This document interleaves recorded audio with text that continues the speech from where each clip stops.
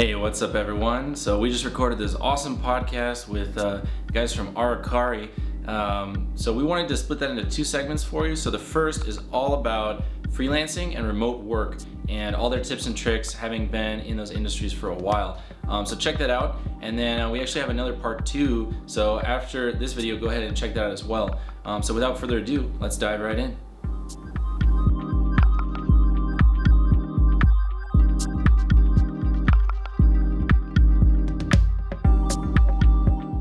What's up, everybody? So we're doing a little podcast here today, bringing on our friends from Aracari, Val and Grant.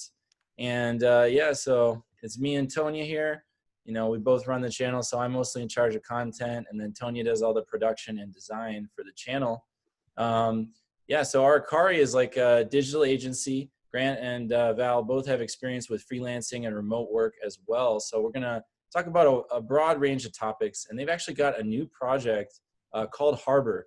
That's a really cool app, kind of spun out of the pandemic, but also just I'll let them talk more about it later, and we'll get right into it. So we're here. Actually, we're doing some remote work. We're here visiting a friend. We're in Bishop, California, and there's just some beautiful mountain views out the windows here. And yeah, it's just really nice. The lighting was actually better for the Zoom call to put me with a boring background, but I had to show our viewers just that and get a taste of that. So so let's dive right in. So Val and Grant, if you want to take turns and just give us your individual bio and then talk a bit about Aracari before we get started. Sure. Yeah, I'll go ahead. I'm originally from Chicago. Well, I'm Grant. Let's see, I'm 26, lived in a bunch of different places, traveled a bunch, been to over like 40 different countries. And really my background is in marketing and actually psychology. So that's really my background, like what I studied in Texas. I went to school in Texas, went to TCU.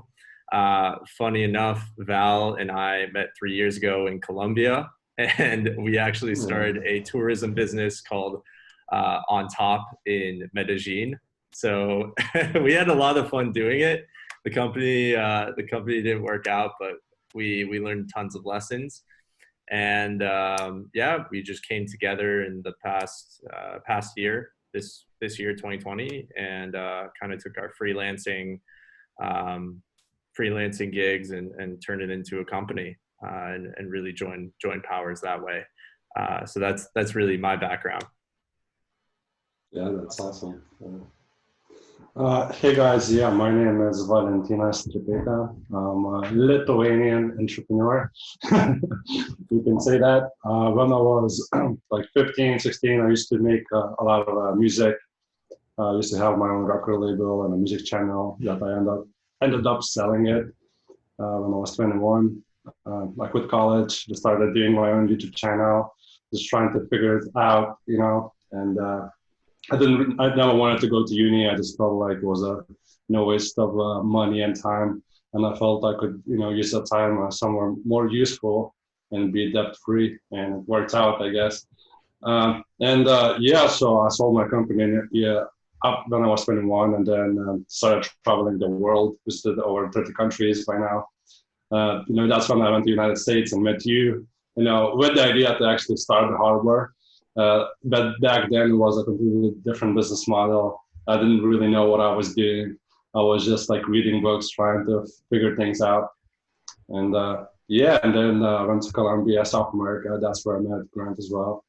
And started short, like Harbor never took off because I had no idea what I was doing. So now with a new opportunity, there was a chance to kind of like relaunch the project for a new purpose and see how things go.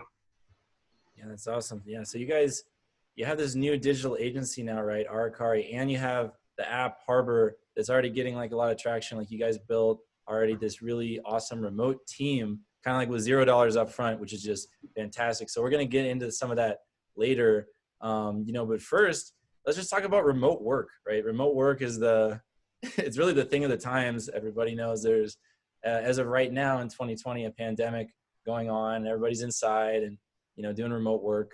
So yeah, what do you guys think about remote work? Have you done it in the past, you know, and like what's your take on the future of it and so forth?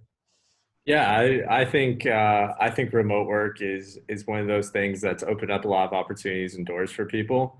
And, you know, I truly believe that during the pandemic, you know, there's a lot of bad things that have happened and a lot of people have lost their jobs. However, you know, I always believe that there's opportunities during chaos. So it's important to kind of look for those things and that you believe that you can capitalize on your skills and maybe sell them online or start a company or whatever the case may be. But I think remote work is definitely here to stay. I mean, we've seen a few major companies already transition to full remote work. So it has its pros for sure, but it definitely has its cons. And we'll definitely touch on that for sure. But you know, I'm a huge fan of remote work. Definitely have done it for a while now. So, you know, Val and I are actually figuring out a lot of, you know, how do we run our agency? How do we run our project fully remote? And we hope to be pioneers in kind of figuring out the best way to use remote tools to get the most productive team possible. Yeah, that's awesome. I mean, I guess it's always tough being a pioneer. You have to cut through the underbrush, but at the end of the day, you get to blaze your own path and people follow behind, you know, and that's very cool. It's great. For sure. For sure. Yeah, for sure. No, I feel like, you know, like remote work in general is right now because of the COVID-19, it's like changing so dramatically. Because, you know, before, I don't know, like before, like you want to get a full-time job, you need to be in the city, you need to live somewhere close by the city, you need to pay for transport, probably need to get a car. So, I mean, there's just so many cost savings with remote. You know, obviously there's downsides to remote work, but there's like so many benefits for companies and individuals. And, you know, I would work remotely any day. But obviously having an option to work in an office is important too, obviously. What do you think, Grant? What's your experience working remotely? Yeah, I mean, I really think it opens up a lot of doors in terms of freedom and things you want to do. I mean, I know Val and I have both been able to travel a bunch because of remote work and being able to work remotely. But that kind of comes in with its own challenges and the fact that sometimes, like, you know, currently we have a remote team, and I've only met Val in person. Like the rest of my remote team, I've only seen on camera. So it's really interesting because you meet these. Our team is all over the world, and we got a developer in Bangladesh, Berlin, Utah. I mean, really, it's across pretty much all these different time zones. So it's really fascinating in, you know, dealing with that aspect, but also the different cultures and the cultural aspects and cultural traditions that people bring into the team. So it makes it more lively, but at the same time, you also have to be cognizant of these things. For sure. For sure. Yeah. Yeah, it makes a lot of sense. Have you guys thought about doing any kind of on-site meetup for the team in the future? Yeah, I think it would be actually. Yeah, I think it would be cool. Yeah. But I think like for maybe our second launch, maybe once we release a commercial version, maybe we could do a cool meetup in Boston or something like that. That would be kind of cool. But I feel like every company definitely needs to have meetups and face interactions. You know, what's cool with remote working and the age we live now is you can literally build a team, make friends online in forums, you know, because there's so many people with amazing skills that you need that you might not have. But people share the same vision, the same passion for what you're doing. And like, this is how we build a company, I believe, you know, and yeah, it's just so much quicker, so much faster. And before you couldn't do that because you're tied down to the market, to the city. So you have a limited market, a limited like talent pool. And if you want to bring someone from overseas or work from someone, from overseas, then you need to think about visas, green cards, sorting all the logistics of that. And same, with NDAs and legal structures. So there's definitely challenges. But yeah. I think we need to talk to Jeremy and rent that house, whatever house you're in. We'll have a meet up there. Yeah. We'll have that view. No, but going back to what Val's saying, I totally agree. I think it's really important to have some sort of physical, meetup, because I think you need to sort of build these experiences together.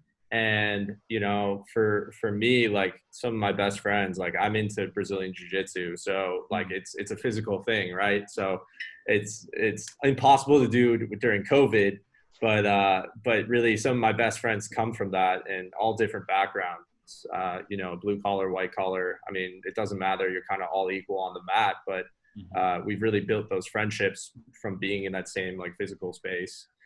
So I really truly believe that it doesn't matter where you meet up. It's just that you meet up, and that you have those experiences together. Yeah, that's very cool. Makes sense. Yeah. So I guess, what do you guys see as being, we talked about a bit of that, right? But what are some of the biggest differences between, kind of remote working versus on-site? I guess you guys both come from, actually a pretty remote working background. So, and I'm not sure the full experience you've had, maybe like in a corporate office or anything like that. Or you can maybe just talk about your favorite aspects about remote working. Yeah. I think the reason I'm laughing is because I worked for 2 years in a bachelor party planning company in Montreal. So it wasn't your typical, it was a startup for sure. Actually that did pretty well, but however, it wasn't your typical corporate environment. Right. So, when it comes to maybe like a law environment or, accounting or anything like that, like I've never really had that experience before. However, with that being said, it's kind of going back to what I was talking about right before, is like, sometimes we'd be able to like go for dinner or grab a beer after work or whatever. You can't really do that remote work. So I think it presents its own challenges in that way. Mm-hmm. But I think also it's just kind of that banter. Like, I don't know, you go in the office and you're like, hey, what'd you do this weekend? And those kind of little moments, those little interactions, or just kind of spontaneous, let's go grab lunch or whatever. Those are kind of the moments that sometimes I wish we could have as remote workers. But I'd rather trade those moments for the experience that we're able to have and opportunities that we're able to have because of remote work. Mm-hmm. Right. So even given that trade-off, you say that you would prefer remote work, actually. Yeah, definitely. Absolutely. Yeah, for sure.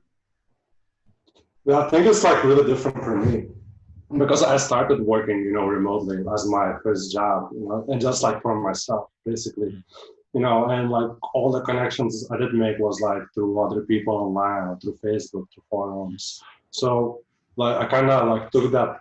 I started with a remote, role, and then like 3 years ago, when I started transitioning into offices, and working for bigger companies and corporations, bigger product teams across, multiple disciplines. That was a really, really new experience. And I guess it's totally different. When I was like always learning by myself, it's different because you don't learn as much, I don't know. I think it's more lonely too because you're always by yourself in your room. Like I remember I was in Medellin, Colombia. After, for example, Grant left, I was just like renting my own apartment and just working, from the room. But like, damn, I don't know anyone in the city. Like I always like can go stay in the hostel I used to stay at, but like that's just weird. Also. Wait, Val is not mentioning he was in. Wait, how long did you spend in Colombia? We must have spent like what, a couple 4 months there. I don't know. I spent like 9 to 5 days. I overstayed for like 4 or 5 days. I overstayed and I had to pay like a fine for immigration as well. Val never once like made an effort to learn Spanish, where I made an effort to learn Spanish. So every time he'd be like, Grant, what'd they say? What'd they say? Like he would like.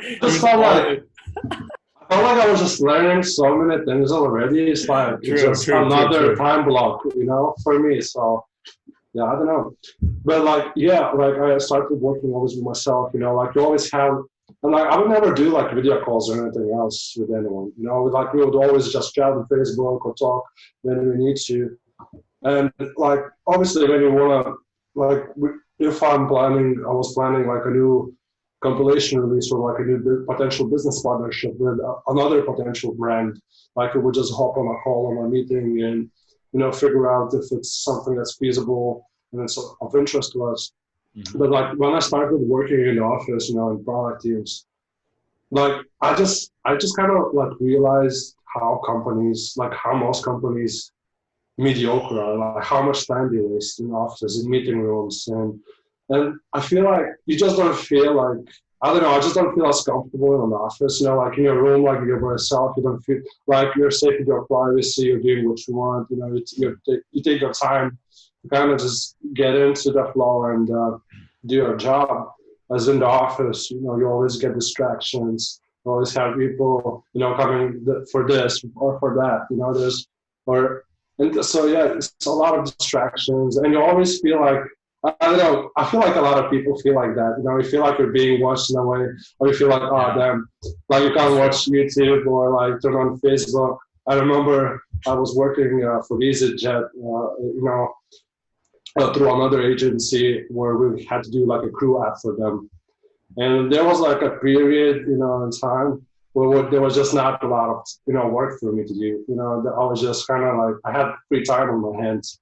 So I'll just like go on YouTube, like watch tutorials, or like watch a quick episode, because I felt like I was rebelling at the same time too. I'm like, why should I like, I'm a person, like I'm an adult, like if you hired me as an expert and as someone like who can do the job, you should, give me the space to do that. And if I want to relax and watch a YouTube video or like, play some music or just like do whatever, you should, like, I that's like, I would like to do that, feel respected and, feel like, like a great employee. And I feel like, yeah, there's a lot of politics in office involved that never comes with remote, So I think there's like definitely, but at the same time, it's also great because like you meet people in person and, you socialize and make new friends.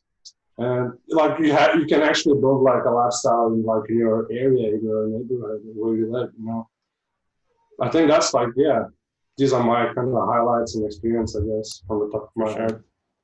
I think it's also like your personality type. Like I would say I'm for the most part an extrovert. Like I can definitely be an introvert, but for the most part I'm an extrovert, like very sociable person. And I like people a lot. So for me, sometimes like I gotta really search out those connections while I'm remote working, or else like as Val said, like the mental part kind of catches up to me because I'm one of those people that just like throws myself into work like 100%. And like I can get lost and all of a sudden I know I'm like working for 8 hours and I'm like, I have to stop now. So yeah, I think it's definitely, you have to have the right personality type for it. There's some people that I truly believe just, it's not right for them. But for some people, like Val was saying, I think it works. It's actually better remote work. Yeah, that's great. I mean, great to hear both of your perspectives. Like, that's really cool. I mean, I know personally I've had both experiences, so I worked at Square, which was a larger corporate office, and I've worked, remotely on my own startups and so forth. So I've also gotten both experiences as well. And I can say there's definitely trade-offs to both. You might have more freedom or more flexibility by working remotely, but you definitely miss out on some things. Like in the office, it's nice to have a space that's fully dedicated to work. And especially depending on the company, there can be a lot of perks that come with an office. And so having, even just having like a snack bar that you can go to and refresh and then go back to work, you can always set those kinds of things up at home. Yeah, it's free food. That's what you don't get in, at home. Free food, free fruit, free coffee. It's subtly part of the benefits of the company, right? To encourage you to work more. And there really, you can feel that the office politics is a big deal, especially at the larger the company gets. And I mean, it's, you were there with your coworkers, so there's a little bit, there's that, but at the same time, then you're there with your coworkers. So there's more in-person social interaction that can happen during work and after work. So definitely a lot of trade-offs. And I think what makes sense is just having that flexibility. From the individual company standpoint, it's kind of tricky to have in the office and remote. So that's something as a challenge for the company. But just as a worker, as an individual, especially someone, if your job has online components where you're working from a computer, just thinking about, what's the best job for you? Would you like to try out remote working? And maybe you've had, the chance to do so and want to take it to the next level, whatever that is. So just each person has to understand their own workflow and their personality and find the fit for them and just feel it out. I think that's what's most important. Yeah, but thanks guys. That's a great perspective. Is there any advice you might give to somebody who hasn't really done remote working much? Like what would you say has been maybe just any tidbits where you feel like, oh, if you do this, you're more productive remote working? Because it is pretty different, or maybe some things to avoid that might be challenges for new remote workers. What would you say, guys? I would say like, do you want to start, Grant? Go ahead, Val, because I'm still thinking on a point.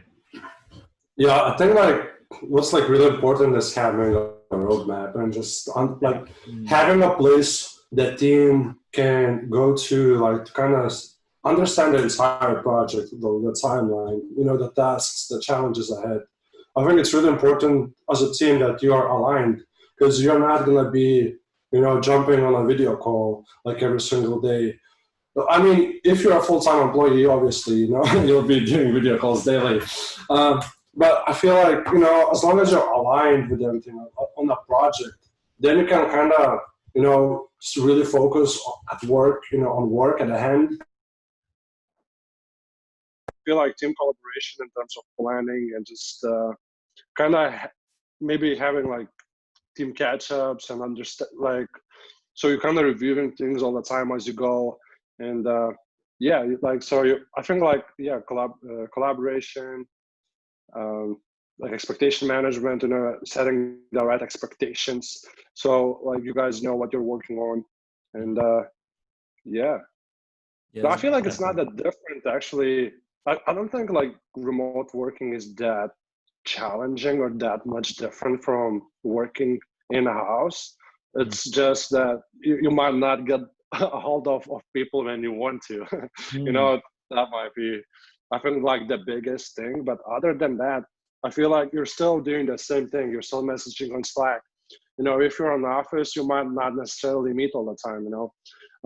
Maybe someone from your team is, working from home like this Friday. Or maybe someone else is, is out there somewhere else. So like you always have people like joining in from other offices. If you're talking to a client, then you have, people maybe in a meeting room. Oh, that's one thing. Like you never need to go look for a meeting room, is this booked? Is this booked? I feel that's kind of funny. So that is a benefit of remote work. So yeah, that's some great points, Val. So, I guess remote work isn't all that different at the end of the day. It's still work. So actually that's a pretty good point, is just for people who've never, who haven't like been into remote work in the past, just trying it out, figuring out how it works in the workflow. And then you mentioned for companies or teams, especially, to make sure there is one place that's kind of the roadmap, or one place for the whole team to organize the work. I think that's really important. So I'm glad you highlighted that. Yeah, very cool. Grant, did you have any perspectives to add to that? Yeah, definitely. I think what I would touch on more is like the personal, what each remote worker needs to do. I definitely agree with Val's point about the team. We've experienced a lot of that with our own remote work team. But personally, some things that have worked for me is, I like to get up super early in the morning and like work out, do some sort of like physical activity and like have a routine. And I think one of the difficult parts is about remote work is you can be thrown out of your routine, or it's really easy to just say, oh, I'll start work today at 12, or, I'll just start. It's really easy to do. So you really have to be self-disciplined and really treat it as if, you're going to work, going to the office per se. Or else it's really easy to just say like slack off, or, really not be as productive as you would be in the office. Right. I think another point also is if you're in your apartment or your house or whatever living space you have, is really dedicate a space towards like working, and really just saying like, this is where I work and I do nothing else there. And then like the rest of the house, if you have the ability, right? This is a luxury, and I understand that. And some people may not have this at all because of kids or whatever the case may be. But if you do have that luxury, like, maybe Val with his sisters understands me, I see him laughing over there. But, if you have that luxury and the ability, I think you should absolutely do it. And, I don't own a home, but if I was ever to buy a house, the first thing I would do is like, I'd have to have a home office, and I'd have to have that space to be, to read, or, to get work done in. Like, that's number one. And I think the final thing that I'd mention for any remote worker is to really be intentional in reaching out to your friends and reaching out to other people, or even talking to your team, not about remote work, like just getting to know them as people. Because at the end of the day, whether you're in office, or whether you're in house, or in, your living room, for example, it's still people. You still work with people, and we all crave that human connection. So, really trying to get to know your team. And that's actually one of the things that Val and I, having a remote team, we're trying to figure out ways, like, how do we have some of that banter? How do we have some of those human relationships, like, and not talk about the work at hand, but get to know our teammates, because they're people and they probably have other interests, and do a bunch of other things, and they're really fascinating people. So, as someone that loves people, like, I like to know the backstory of people. So that's another thing, is I definitely try to, like, make time and set up calls either with your friends and get to know your team. Yeah, that's cool. Yeah. So just to kind of summarize that for the viewers, I guess those are some Sure. really, really great points. It's all about having, so on the one side, you have a benefit of remote work, which is that Right. flexibility of schedule. And then the other side of the coin is that it requires more self-discipline to really make it work as a For remote sure. worker, right? But then having like a home office is something you said that's a huge deal, if you are able to do so, as you mentioned. That sounds like a great recommendation. And like, that's something I've felt, because in my apartment in Oakland, like, we've had, some moves and some differences. And so it's actually been difficult for me in that space, in order to set up like a home office. And I definitely felt a bit of friction for that reason. So I would echo For that. sure. And then I guess the last point, okay, yeah. So about just connecting with your coworkers, your teammates, Yeah. on a personal level. Yeah, that's a really tricky one. That's cool. I mean, I know I worked on a remote team over the springtime, as a contractor for Common Stock. And one of the things that they started doing was having kind of like a remote, kind of like coffee hour, kind of in the morning, like, or 30 minutes just before the daily stand-up meeting, and That's just cool. open chat, anybody talk, and everybody just having conversations and getting to know each other better. So I think having something like that, a water cooler over the video, could be great. And just, and the other thing is just having video meetings, even if you can just message on Slack and you send a question, you get an answer. Sometimes you just, say, hey, you're free to chat and get on a video call. And then you can just ask them one or two questions. Oh, how's your day going? Oh, what are you Yeah, doing for there? sure. And it's just about taking those extra steps to build a human connection. So that's really Yeah, cool. it's like, damn, my girlfriend dumped me. Can we talk? Oh, well, yeah, I guess I there's a think it's flip side gonna to that affect too, my hours today. Yeah, I mean, definitely, you have that part for sure. Yeah, but I would what also, level you're at with your coworkers. yeah, I would also throw in one more thing. It's, I think we kind of talked about it like 2 weeks ago, is really understanding, okay, this is my work time and this is like my free time. And Mm-hmm. so, with your computer and your phone with you at all times, it's, how do you make that separation? Like, how do you say, okay, I'm working now, but Saturday I'm off? Like, I've struggled with this sometimes, in that I find sometimes I work way longer remotely than I ever did in an office, because I had that separation. Like, I took the bus home, and then, it was a completely different experience being home and then being at the office. So I would also throw that in there too, is like, really, really make sure to say, like, I'm working during these hours, and then at this time, like, whatever time, 5 or 6, done, and that's family time, or that's like me time. I So struggle with that a lot, like, it's crazy. yeah, Like when you work, for example, like, I guess when you're a self-starter and if you're working for a company, where maybe you don't get like really defined tasks, or you don't get like really clear requirements. You're kind of just given this role, and you're told to just kind of like roll with it. It's like, and if you're working from home, it's really hard to be like, okay, when is this finished? When is this done? When you have a million things to do, like I'll be like, like working maybe on 5 different things that needs to be completed today, and maybe I'll finish like, 2 of them or 3 of them.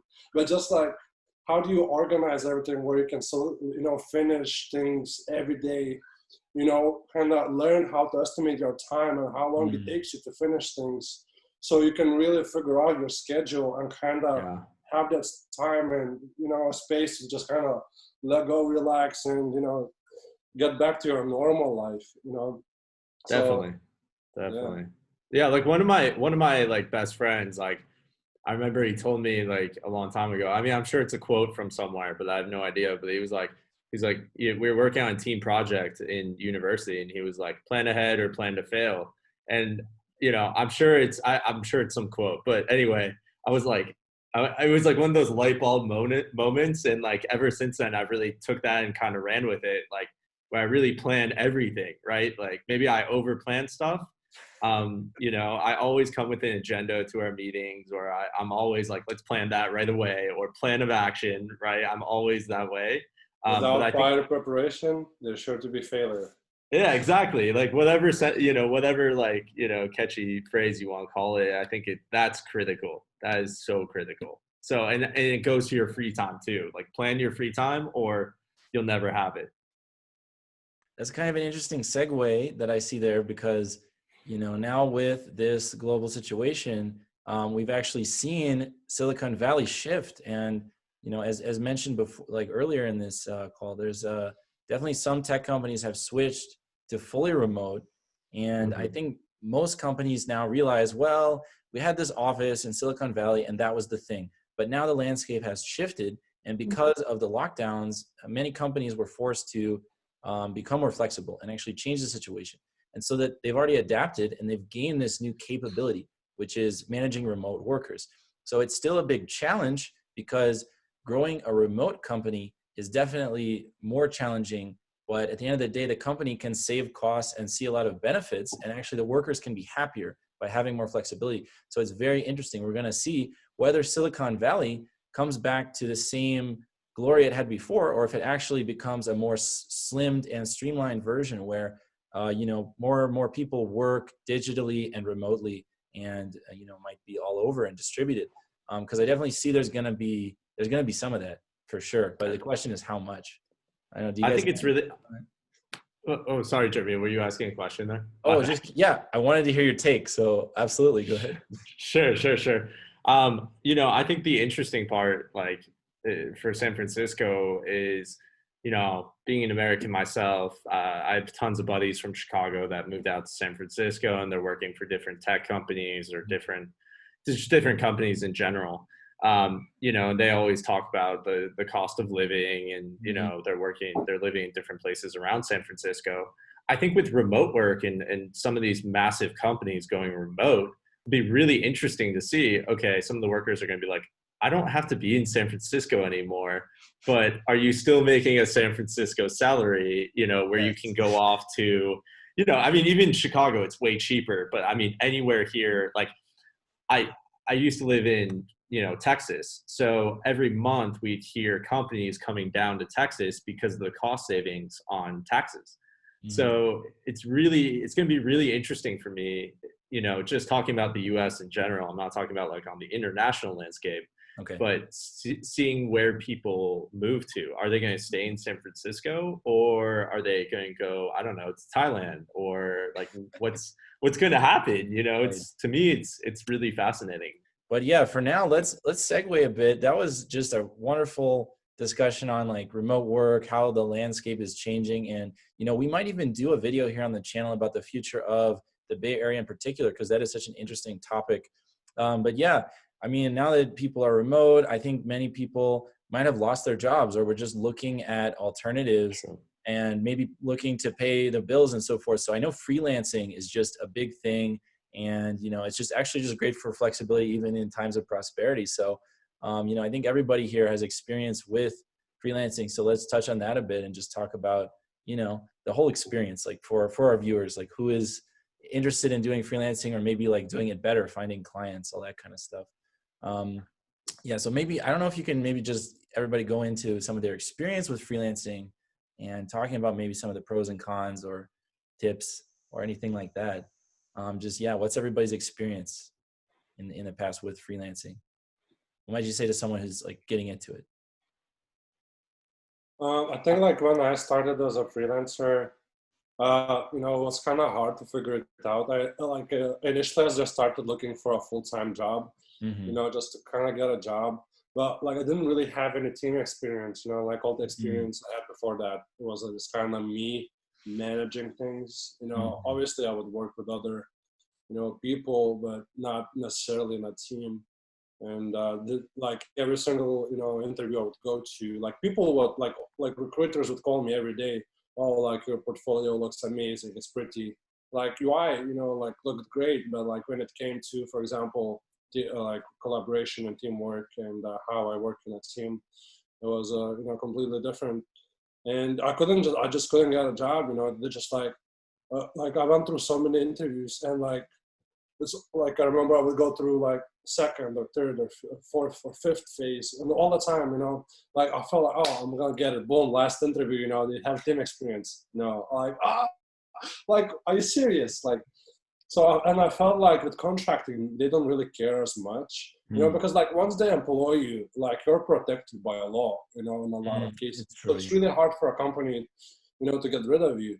But like if you're a contractor, like there's not that many costs because they just hire you as like a private company usually for your like services. You pay your own tax, you pay for your own accountant, and yeah, and I think it's much easier. So I think if you're like a graduate or someone who's looking for a career change, I feel like freelancing is definitely a way to start, just to build experience, build a portfolio, build a network and connections that will give you all that experience required to actually go ahead and start your own company, or go and yeah, work full time for everyone, for someone. Um, That's yeah, I feel interesting. like Yeah. So I guess the takeaway is that it's probably a bit trickier to freelance, just like you mentioned, maybe finding clients or like a lot of like learning all the skill set of a freelancer is the hard part. But once you do that, it gives you a lot of freedom. And freelancing can be a bridge in many ways to like from full time into being a freelancer or starting your own business. So that's really cool. Yeah. Definitely. Yeah, I like a lot of Val's points, and I definitely agree with what he's saying. To add on to that, I would really say, like, if you're freelancing, a couple things. Like, first of all, find your niche, like really find what you're good at and just stick to it. Like, don't, for example, I'm in marketing.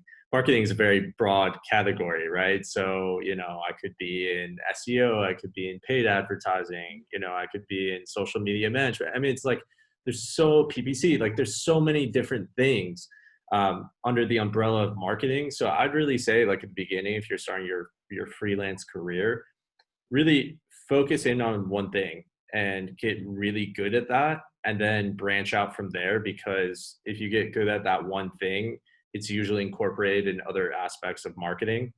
Um, and then I would say the second thing is, like, when I first started out freelancing, like when I was in college still, like I just wanted to improve my marketing skills. So what I did is I was like, hey, I'll write an article about your company for free. Like I did a lot of free work at the beginning, and Mm. that actually just got me a lot of connections. And then people told me, it was word of mouth from there. And then it's like, hey, this person's really good at that, or this. And then I would get like random emails from so and so recommended you. And so that's a really good way, because a lot of people don't want to work for free, right? And like, I mean, at the end of the day, who does? Like, you do freelancing to make money, let's be honest. So but if you kind of humble yourself and you say, like, look, I don't have the skills to charge anyone yet. I'm just gonna work for free for a couple gigs, see how it goes, see if I even like this. then you'll get tons of experience. You'll be able to hone in on your craft, and like no one's going to turn down an offer for free work, really. You know, maybe the massive companies, but really like some of, you know, the smaller companies or even just your ice cream shop down the street, you Right. know, it's a good way to get started and to get your feet wet in the industry. So I would say those are like the two main things to really focus on for freelancing. Yeah, that's very cool. So one, you know, what you mentioned about specializing. So I actually think about this. I have a concept that is floating around, and it's actually called like the T-shaped skill set. So Yeah. anyone in their career, you know, the T is all about you specialize deeply into one thing, and that's kind of what you were mentioning. But then Right. also having that kind of broad, like, you know, the landscape, you understand things, and eventually as you gain more and more experience, you can have like a pyramid shape where, Right. you know, you do Right. have like pretty decent amount of skill in something that supplements your core expertise, but you're going to be so focused that you can be, I don't know, even best at the world at like something pretty specific, and then you'll just keep leveling up in that career. So that's one way to think about it and approach it. So that's really cool. And then, yeah, doing, it's funny, like doing the kind of comp, what is it, like a comp, like a free work. It's Yeah, kind of basically, like, yeah. I know there's like a bit of controversy in the freelancing community because people are like, no, like don't do work for free. You know, you're watering down the industry. Like, you know, you get paid what you're worth. But I do think, yes, maybe for the absolute beginner, it makes sense. Just do a couple free gigs, and you're building your network and you're building your Yep. portfolio. So that's great. All right, thanks for watching. This has been part one of the Aracari podcast, where we covered all about their tips and tricks from remote working and freelancing. Now, we actually split it up into two parts. So there's another part coming up, and that's all about digital agencies and also like how to run a remote team for zero upfront costs. So that's super cool. Definitely check that one out. We'll link to it here. So thanks for watching. You know, if you like this video, then go ahead and throw a like. If you want to hear about more of our content as it is released, then go ahead and subscribe, and check out our channel for more content related to all these good stuff. So yeah, thanks for watching.